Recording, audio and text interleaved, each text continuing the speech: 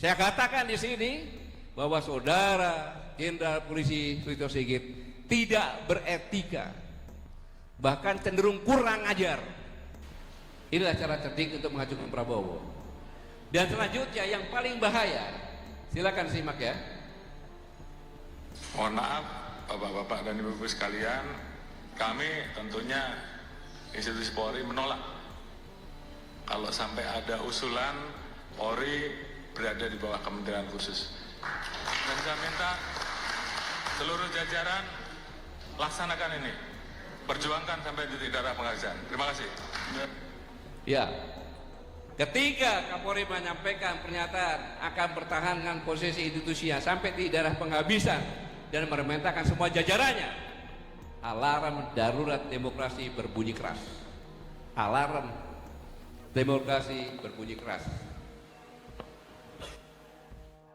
Itu yang disampaikan Kapolri itu bahasa konflik, bahasa tekanan kekuasaan, bahasa intimidasi. Ini puncak dari 3 kali pembangkangan kebijakan terhadap negara oleh Kapolri. Yang pertama, membentuk tim reformasi tandingan, menerbitkan peraturan kepolisian nomor 10 dan mengunci ruang koreksi walaupun sudah ada Mahkamah Konstitusi. Ketiga, kini menantang di ruang publik secara terbuka dengan diksi ekstrim. Ini sinyal bahaya bahwa disiplin konstitusi sedang diuji secara terbuka. Pertanyaan sebenarnya, tantangan itu tujukan kepada siapa sih? Ya dong, dia menantang kan? Tantangan itu kepada siapa? Pertanyaan mendasar yang tidak berdiri harus dijawab itu. Siapa sebenarnya yang tantangan Kapolri? Artinya Kapolri sedang menguji batas kewenangan Presiden sebagai memegang mandat konstitusional tertinggi. Pesan implisitnya jelas kepada Presiden, jangan sentuh struktur Polri. Pernyataan ini menciptakan tekanan simbolik pada Presiden. Dan ini saya sampaikan, saya lulusan Akademi Militer, Sigit juga sama-sama pernah di Akademi Militer. Sebagai seorang Kapolri, pernyataan ini, pembangkangan ini merusak institusi Polri yang sama-sama kita cintai oleh satu orang yang namanya Sulistyo Sigit.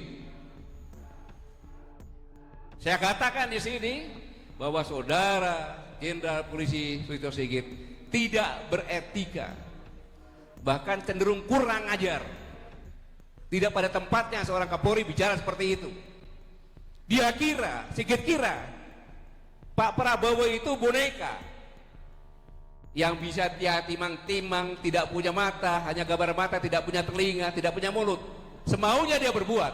Kurang ajar ini namanya.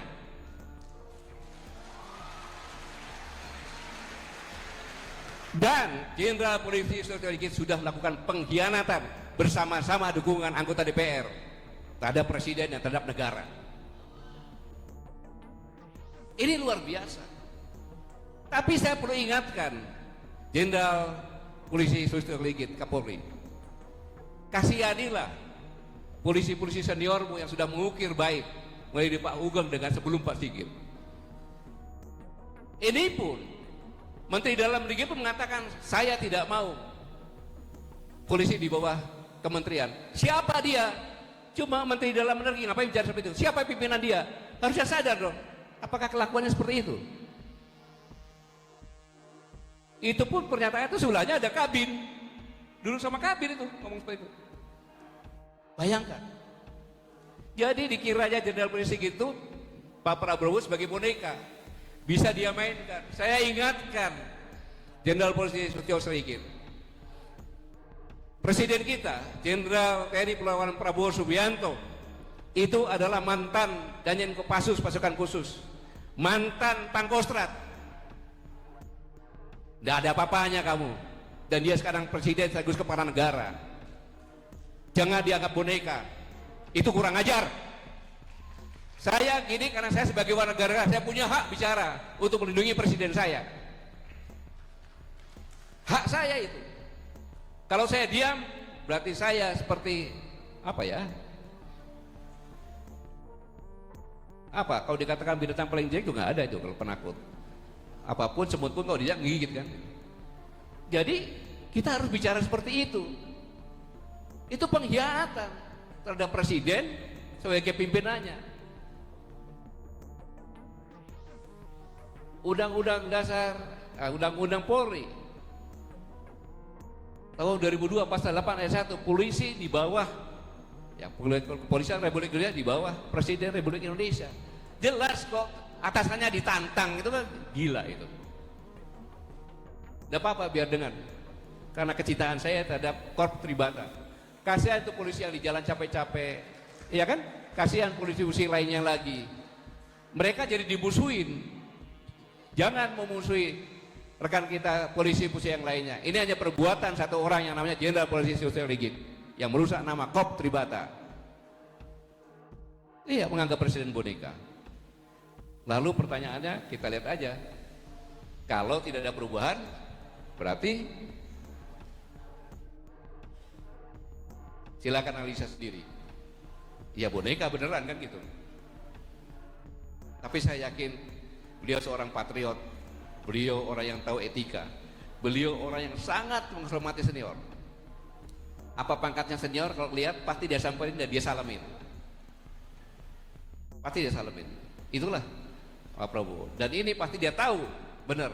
Ini adalah suatu pengkhianatan yang luar biasa. Jadi saudara-saudara kalian, ketika satu institusi merasa kebal, lahirlah negara dalam negara. Itu bukan stabilitas, itu bom waktu kekuasaan. Negara kuat bukan aparatnya keras, tetapi karena kontrol sipil yang tegas. Saya ulangi, karena kontrol sipil yang tegas. Jika negara terus diam, bencana mengintai. Karena diam berarti arogansi aparat dilegalkan, supremasi sipil dimakamkan, intimidasi dinormalkan, kepercayaan publik runtuh, ledakan sosial tinggal nunggu waktu. Ledakan sosial tinggal menunggu waktu. Saya mengingatkan seperti ini agar tidak terjadi ledakan sosial. Ingat, negara tidak akan runtuh oleh kudeta mendadak. Negara runtuh oleh ketakutan yang dibiarkan tumbuh. Negara harus memilih menegakkan supremasi sipil sekarang atau membiarkan aparat membangun kekuasaan paralel. Jika negara kalah hari ini, rakyat yang akan membayar mahal esok hari. Download Tribun X sekarang, menghadirkan lokal menjadi Indonesia.